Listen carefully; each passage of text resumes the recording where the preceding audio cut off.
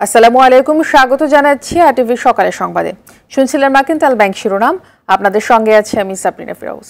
নারায়ণগঞ্জের রূপগঞ্জে সেজান জুস কারখানায় অগ্নিকাণ্ডের ঘটনা তদন্তে জেলা প্রশাসন, ফায়ার সার্ভিস ও কলকারখানা অধিদপ্তরের মোট 3টি তদন্ত কমিটি কাজ শুরু করেছে।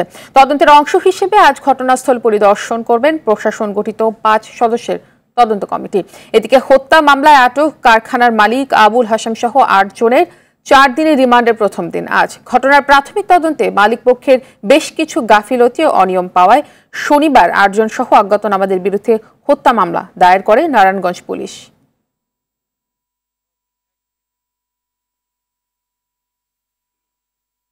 নারায়ণগঞ্জের রূপগঞ্জে সেজান জুস কারখানার সামনে থেকে সরাসরি যোগ দিচ্ছেন সহকর্মী নাজিব ফরায়েজি।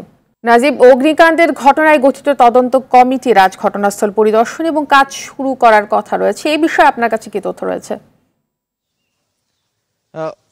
আপনি ঠিকই বলেছেন, আজকে যে আসার কথা রয়েছে তারা এখন পর্যন্ত এখানে এসে পৌঁছায়নি। তো অগ্নিকাণ্ডের যে ভবনটি, আমি এখন ভবনটির নিচে রয়েছি। আজকে যেটি আমরা এখানকার পরিস্থিতি দেখতে পাচ্ছি যে এখানে আসলে কারখানার যে শ্রমিকরা রয়েছেন তারা এই কারখানার সামনে তারা জড়ো হয়েছেন এবং তাদের ভিতরে যে একটা অনিশ্চয়তা তৈরি হয়েছে, তারা এ মাসের বেতন নিয়ে তাদের ভিতরে একটা অনিশ্চয়তা সেটি তৈরি হয়েছে এবং মাসের 15 তারিখে বেতন পায়। এই কারখানাটিতে প্রায় 3,500 শ্রমিক কাজ করতেন, তো তাদের একটি অনিশ্চয়তা তৈরি হয়েছে। আর গতকালকে যে এই কারখানার মালিক হাশেম ফুড অ্যান্ড বেভারেজ সজীব গ্রুপের চেয়ারম্যান যে হাশেম সাহেব, তিনি এবং তার 4 ছেলে সহ 8 জন যে তাদেরকে গ্রেপ্তার করা হয়েছে এবং তাদেরকে পুলিশের পক্ষ থেকে 10 দিনের রিমান্ড চাওয়া হলো। তাদেরকে 4 দিনের রিমান্ড মঞ্জুর করা হয়েছে।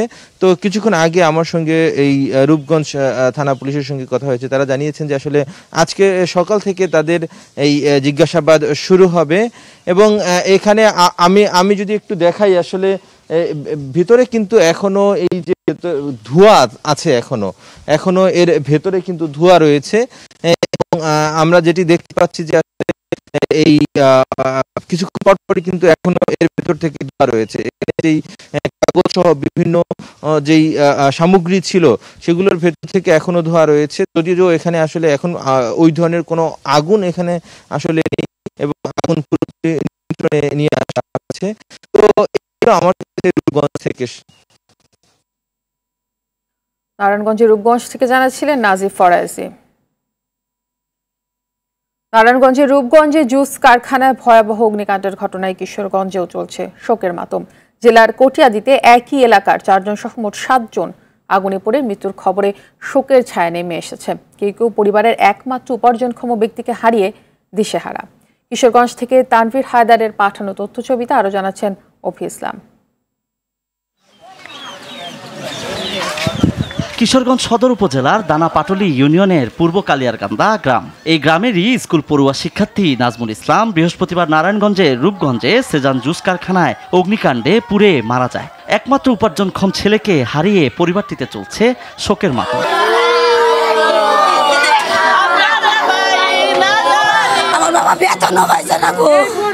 আমার বাবার ছিল না, আমার বাবা ধরে আছে খুলতো এর বিলে পারে না, তালা মাইরে তৈছে গো। একই কারখানায় কাজ করতেন কটিয়াদী উপজেলার গৌরীপুর গ্রামের রাবে আক্তার। তার উপর ছিল গোটা পরিবারের ভার। রাবেয়া ও নাজমুলের মতোই একই ঘটনায় জেলার সদর, কটিয়াদী ও করিমগঞ্জ উপজেলার 7 জনের মৃত্যু হয়েছে। আহত হয়েছেন অন্তত 15 জন। আহতরা বাড়ি ফিরলেও তারা করে ফিরছে দুঃসহ স্মৃতি। আমার তো ছেলে নাই, আমি মেয়ের আর ভরসা দিয়ে আমি চলাফেরা করছি। আমি কিভাবে চলাফেরা করবাম? আমার তো আর কোনো লোভ নাই, যে ভরসা দিয়ে আমার জীবনটা আমি কাটাইয়াম। আমি যদি লাভ না দিতাম তাহলে তো আমিও ওদের মতোই পুড়ে মারা যেতাম। লাভ দেওয়াতে আমিও যদিও পা হয়ে গেছে কিন্তু জীবনে বেঁচে গেছি। সুষ্ঠু তদন্তের মাধ্যমে দৃষ্টান্তমূলক শাস্তির দাবি জানিয়েছেন নিঃস্ব এই মানুষগুলো। সঠিক বিচার চাই এবং যারা নিহত হয়েছে তাদের ক্ষতিপূরণ চাই মাননীয় সরকারের কাছে, এবং যারা আহত হয়েছে তাদেরও আমি ক্ষতিপূরণ চাই। সরকারের কাছে মনে করুন আমরা আগুনটা যে কিভাবে লাগছে এই জিনিসটা মনে করে আমরা জানতে চাই, লোকজন কিভাবে পড়ছে, কিভাবে এত মনে করুন ক্ষতিপূরণ আমরা মনে করুন সবকিছু ক্ষতিপূরণ চাই। প্রিয়জন হারানো এই মানুষগুলোর পাশে সরকার দাঁড়াবে এমনটাই প্রত্যাশা সবার। অভি ইসলাম, টিভি। কঠোর বিধিনিষেধেও থামছে না করোনার মৃত্যু ও সংক্রমণ। রোগীর চাপ বাড়তে থাকায় জেলায় বিভিন্ন হাসপাতালগুলোতে সেবা দিতে হিমশিম খাচ্ছেন চিকিৎসকরা। সাধারণ বেড ও আইসিইউ সংকট দেখা দিয়েছে অনেক হাসপাতালে। অনেকে হাসপাতালে বেড না পেয়ে বারান্দা ও গাছের নিচে থেকে চিকিৎসা নিয়েছেন। গত 24 ঘন্টায় করোনা ও এর উপসর্গ নিয়ে বিভিন্ন জেলায় 96 জন মারা গেছেন। রাজশাহীতে 19 জনের মৃত্যু হয়েছে। চট্টগ্রামে নতুন করে 709 জনের করোনা শনাক্ত হয়েছে। একই সময়ে মারা গেছেন 14 জন। সীমান্তবর্তী জেলা চুয়াডাঙ্গায় মারা গেছেন 11 জন। করোনা ও এর উপসর্গ নিয়ে ফরিদপুরে 19 জনের মৃত্যু হয়েছে। গাইবান্ধায় মারা গেছেন 5 জন। শেরপুরে 2 জনের মৃত্যু হয়েছে। কুষ্টিয়ায় 17 জন ও মেহেরপুরে মারা গেছেন 10 জন। করোনা সংক্রমণ ও মৃত্যুর বিষয়ে জানাতে কুষ্টিয়া থেকে সরাসরি যোগ দিচ্ছেন সহকর্মী শেখ হাসান বেলাল।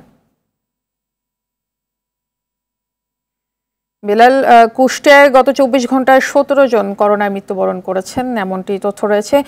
সেখানে হাসপাতালগুলো পরিস্থিতি নিয়ন্ত্রণে কি ধরনের চিকিৎসা সেবা দিচ্ছেন, কতটা প্রস্তুত রয়েছেন তারা, সব মিলিয়ে কুষ্টিয়া করোনা পরিস্থিতি নিয়ে জানাবেন।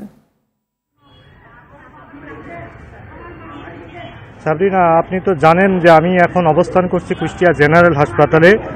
যেই 17 জন মৃত্যুর কথা বলছিলেন গত 24 ঘন্টায়, এই 17 জন কিন্তু শুধুমাত্র কুষ্টিয়া জেনারেল হাসপাতালের করোনা ওয়ার্ডেই মারা গেছে। এর মধ্যে 13 জনই হচ্ছে করোনা শনাক্ত ছিলেন আর 4 জনের উপসর্গ রয়েছে। এবং আমরা দেখেছি আজ কয়েকদিন ধরে কুষ্টিয়া জেনারেল হাসপাতাল এবং এর আশপাশের এলাকা কিন্তু সবসময় একটি শোকাহত পরিবেশ রয়েছে এবং সেখানে কিন্তু স্বজনদের আহাজারি সবসময় আমরা লক্ষ্য করছি, কারণ কিছু সময় পরপরই এখানে করোনা রোগীর মৃত্যু হচ্ছে। আপনাকে যদি আমি দেখাই, এই মুহূর্তে কিন্তু একজন করোনা রোগী যিনি সিলিন্ডার সহ হাসপাতালের গেটে বাইরে চলে এসেছেন এবং সেখানে অবস্থান করে তিনি কিন্তু বিলাপ করছেন। এবং আমরা জেনেছি এই করোনা রোগীর মাও কিন্তু করোনা পজিটিভ ছিলেন। এই হাসপাতালেই তিনি গত রাতে মারা গেছেন এবং তারপর থেকে তিনি কিন্তু হাসপাতালের বাইরে বের হয়ে এসে তিনি এই বিলাপ করছেন এবং তাকে কিন্তু নিয়ন্ত্রণ করা খুবই কঠিন হয়ে গেছে। এবং আমরা আরও জানি যে এই জেনারেল হাসপাতালে কিন্তু গত 7 দিনেই 96 জনের মৃত্যু হয়েছে এবং এই হাসপাতাল কিন্তু চিকিৎসার জন্য প্রতিদিনই এখানে উন্নতিকরণের কাজ চলমান রয়েছে। এখন কিন্তু সবকটি বেডে এখানে সেন্ট্রাল অক্সিজেনের ব্যবস্থা করা হয়েছে এবং সেন্ট্রাল অক্সিজেনের জন্য এখানে 6000 লিটারের ধারণ ক্ষমতা সম্পন্ন একটি ট্যাঙ্ক বসানো হয়েছে। এছাড়াও এখানে যে উচ্চ গতি সম্পন্ন যে নেজল ক্যানোলা সেটিও কিন্তু পর্যাপ্ত রয়েছে। তারপরেও কিন্তু এত রোগীর মৃত্যু, আসলে এই সব রোগীর স্বজনরা কিন্তু ডাক্তারদের ভূমিকা নিয়ে কিছুটা প্রশ্ন তুলেছেন। তাই বিশ্লেষকরা বলছেন, সচেতন মানুষ বলছেন যে ডাক্তারদের ভূমিকা আরেকটু ভালো হলে হয়তো এখানকার মৃত্যুর সংখ্যা কিছুটা কমবে। সাবরিনা, কুষ্টিয়া থেকে জানাচ্ছিলেন শেখ হাসান বেলাল। দেশজুড়ে কঠোর বিধিনিষেধের দ্বিতীয় সপ্তাহ চলছে। আইনশৃঙ্খলা বাহিনীর কঠোর অবস্থানের মধ্যেও স্বাস্থ্যবিধি ছাড়াই ঘর থেকে বের হচ্ছেন মানুষ। যদিও পেটের দায়ে বের হওয়ার কথা বলছেন শ্রমজীবীরা, স্বাস্থ্যবিধি মেনে ঘরে থাকতে সরকারি সহায়তার দাবি করেন তারা। এদিকে প্রয়োজন ছাড়া ঘর থেকে বের হলেই চট্টগ্রাম সিটি কর্পোরেশন এলাকায় বিভিন্ন স্পটে জেরা করছে আইনশৃঙ্খলা বাহিনী। তবে বিভিন্ন উপজেলায় সরকারি নির্দেশনা অমান্য করে দোকান খোলা রেখেছে ব্যবসায়ীরা। চুয়াডাঙ্গায় 45 জনকে জরিমানা ও 5 জনকে কারাদণ্ড দেওয়া হয়েছে। মেহেরপুরে বিধি নিষেধ মানাতে কঠোর অবস্থানে রয়েছে আইনশৃঙ্খলা বাহিনীর সদস্যরা। সেনাবাহিনী, র্যাব ও পুলিশ টহল দিচ্ছে বান্দরবানে। হাইকোর্টের নির্দেশনার পর গতি পাচ্ছে করোনা আক্রান্তদের প্রয়োজনীয় অক্সিজেনের চাহিদা পূরণে বুয়েট উদ্ভাবিত অক্সিজেন নামক স্বল্পমূল্যের সিপ্যাপ ভেন্টিলেটর ডিভাইস অনুমোদন প্রক্রিয়া। এরই মধ্যে ওষুধ প্রশাসন অধিদপ্তর একটি কমিটি করেছে। দ্রুতই এই বিষয়ে সিদ্ধান্তের কথা জানিয়েছেন কমিটি প্রধান। এটি উৎপাদনে ভারতের রিলায়েন্স গ্রুপ আগ্রহ দেখিয়েছে বলে জানিয়েছে সংশ্লিষ্টরা। খান আলামিনের রিপোর্টে থাকছে বিস্তারিত। করোনায় চারদিকে অক্সিজেনের জন্য হাহাকার। অনেক হাসপাতালেই নেই পর্যাপ্ত হাইফ্লো অক্সিজেন সুবিধা। এই সংকট মোকাবেলায় এগিয়ে আসে বুয়েটের একদল তরুণ গবেষক। তৈরি করে অক্সিজেন নামক স্বল্পমূল্যের সিপ্যাপ ভেন্টিলেটর ডিভাইস, যেটি বৈদ্যুতিক সংযোগ ছাড়াই মিনিটে 60 লিটারের বেশি অক্সিজেন দিতে পারে। খরচ কেবল 20 থেকে 25,000 টাকা, যেখানে হাইফ্লো নেজাল ক্যানুলার দাম 2 থেকে 5 লাখ টাকা। 2 ধাপে ট্রায়াল শেষে ঔষধ প্রশাসন অধিদপ্তরকে বিষয়টি মৌখিকভাবে জানালে অনুমোদনে বাদ সাধে নিয়ম নীতি। বুয়েট উৎপাদক নয়, প্রয়োজন তাই মানসম্মত উৎপাদক। দেশে এমন প্রতিষ্ঠান হলো JMIANC Getwell Incepta medical device. তাদের সাথে আলোচনা হয়, কিন্তু সাড়া মেলেনি। কারণ দামে কম, মানে ভালো, ফলে মুনাফার সুযোগ কম, তাই অনুমোদন প্রক্রিয়া এগোয়নি। যারা এটার পিছনে ইনভেস্ট করবে তাদের চিন্তা ওটা থাকবে যে করোনা চলে গেলে আসলে এটা কতটুকু কাজে লাগবে, তখন তো আমার এত ইনভেস্টমেন্ট কি আসলে আমি এটা করাটা আসলে ফিজিবল কিনা। ফেসবুকে হতাশা জানিয়ে পোস্ট করেন গবেষক দলের প্রধান। সার্বিক বিষয়টি হাইকোর্টের নজরে আনেন এক আইনজীবী। দেশীয় উদ্ভাবনের পৃষ্ঠপোষকতা না করায় হতাশ হয় উচ্চ আদালত, সঙ্গে কিছু নির্দেশনা দেয়। যে প্রিন্সিপাল সেক্রেটারি আছে তার ওখানে একটা রিপ্রেজেন্টেশন, একটা চিঠি দেওয়ারও জন্য সর্ট লাইক একটা অ্যাডভাইস দেন যে এটা করে দেখতে পারেন। এট দ্য সেম টাইম উনি আমাদের মাননীয় অ্যাটর্নি জেনারেলকেও এই একই জিনিসটা অবগত করার জন্য। এরই প্রেক্ষিতে ঔষধ প্রশাসন অধিদপ্তর সহ সংশ্লিষ্টদের চিঠি দেয় গবেষক দল। অনুমোদন চায় বুয়েটের ল্যাবে অক্সিজেন উৎপাদনের। আমরা আবেদন করেছি গত পরশুদিন 7 তারিখে, এবং এখন ঔষধ প্রশাসন অধিদপ্তর ব্যাপারটিকে যথেষ্ট গুরুত্ব সহকারে বিবেচনা করছেন। নড়ে বসেছে অধিদপ্তরও, কমিটি হয়েছে, বুয়েট ল্যাব পরিদর্শন করেছে কমিটি। শিগগিরই আসবে সিদ্ধান্ত। এটা আমরা খুব দ্রুত করছি।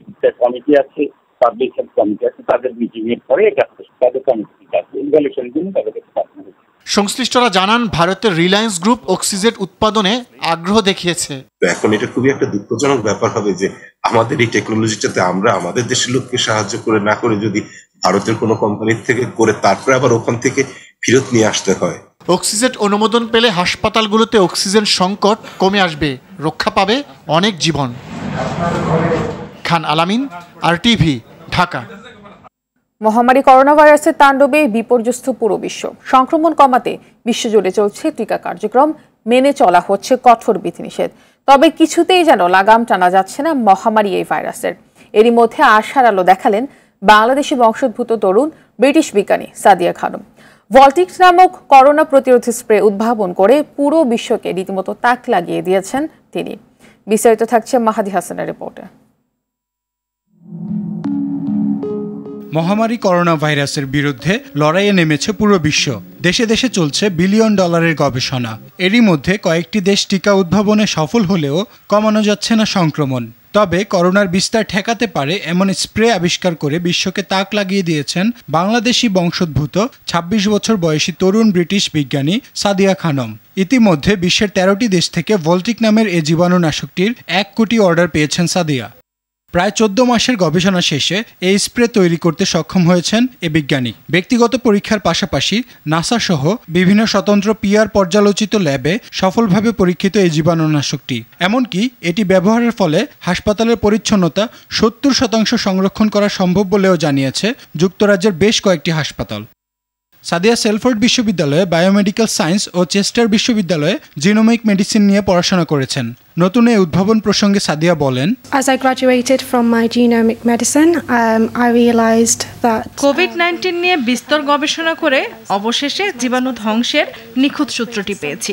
এই স্প্রেটি যে কোনো সারফেসকে 14 দিন পর্যন্ত জীবাণু থেকে সুরক্ষা দিতে সক্ষম। এর ফলে করোনার বিস্তার অনেকটাই কমে আসতে পারে। This allows zero transmission of disease from surfaces for 14 days. সুযোগ পেলে বাংলাদেশের মানুষদের জন্যও কাজ করবেন বলে জানান তরুণী বিজ্ঞানী। Of course, I would love to help in every way that I can. বাংলাদেশের যে কোনো প্রয়োজনে আমি অবশ্যই যথাসাধ্য চেষ্টা করব। বাংলাদেশের জন্য কাজ করতে পারলে আমি তার সানন্দেই করব। Anyone that approaches me, I would happily love to help. গবেষণায় দেখা গিয়েছে এই স্প্রেটি স্বাস্থ্যকেন্দ্র, হোটেল, মোটেল, রেস্তোরাঁ, বিমান, পরমাণু কেন্দ্র সহ বিভিন্ন স্থানে প্রয়োগ করা যায়। বিভিন্ন স্থাপনায় ভল্টিক স্প্রে করলে করোনা ভাইরাসের জীবাণু 100% নির্মূল হয়। মাহাদি হাসান, RTV। দেশের পশু দিয়েই কোরবানির চাহিদা মেটানো সম্ভব। এই অবস্থায় সীমান্ত দিয়ে যাতে কোনো পশু আসতে না পারে সেজন্য প্রশাসনকে নির্দেশনা দেওয়া হয়েছে বলে জানালেন মৎস্য ও প্রাণী সম্পদ মন্ত্রী সমর রেজাউল করিম। তিনি জানান, দেশে কোরবানির জন্য গরু, মহিষ, ছাগল, ভেড়া, উট, দুম্বা সহ 1,19,00,000 গবাদি পশু রয়েছে। ফজুল হকের ক্যামেরায় AR বাদলের ধারাবাহিক প্রতিবেদনের 4র্থ পর্ব।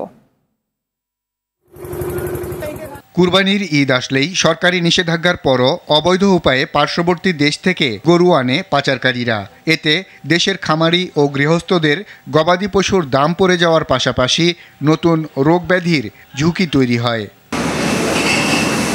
এর গুরুত্ব বিবেচনায় গেল কয়েক বছর ধরে সীমান্তে কঠোর নজরদারি বাড়িয়েছে সরকার। এবারও কুরবানির আগে অন্য দেশের কোনো পশু ঢুকতে দেয়া হবে না বলে সাফ জানিয়ে দেন মৎস্য ও প্রাণী সম্পদ মন্ত্রী। বিদেশ থেকে কোনোভাবে নিয়মের বহির্ভূত কোনোভাবেই কোনো কোরবানির পশু বাংলাদেশে আসতে দেওয়া হবে না।